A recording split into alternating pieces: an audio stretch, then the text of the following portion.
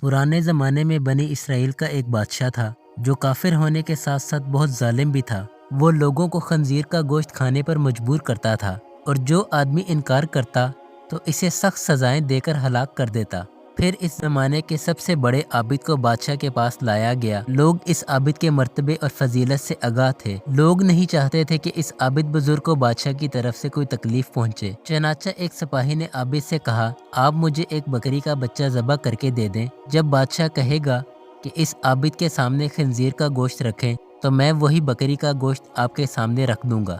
बादशाह समझेगा कि आपने इसकी ख्वाहिश के मुताबिक खंजीर का गोश्त खा लिया और इस तरह आप भी हलाकत से महफूज रहेंगे। आबिद ने बकरी का बच्चा ज़बह करके इसका गोश्त सिपाही को दे दिया। जब आबिद को बादशाह के सामने लाया गया तो बादशाह ने हुक्म दिया कि खंजीर का गोश्त लाया जाए।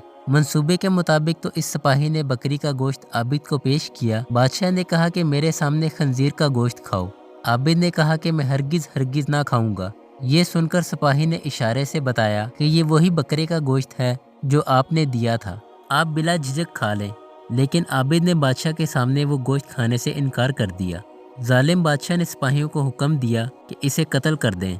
जब आबिद कत्ल के लिए ले जाने लगे तो वही सिपाही करीब आया और कहा, आपने गोश्त क्यों ना खाया?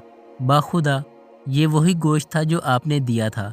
आबिद ने कहा, ऐसी कोई बात नहीं, बल्कि मैं इस बात से डर गया था कि लोग मेरी वजह से फितने में मुब्तला हो जाएंगे, क्योंकि जब भी किसी को खंजीर का गोश्त खाने पर मजबूर किया जाएगा तो लोग कहेंगे कि फ़लाँ आबिद ने भी तो मजबूर होकर हराम गोश्त खा लिया था, लिहाजा हम भी खा लेते हैं।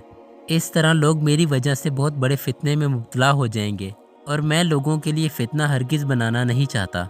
ये कहकर वो आबिद खामोश हो गया और जलाद ने इसका सर तन से जुदा कर दिया।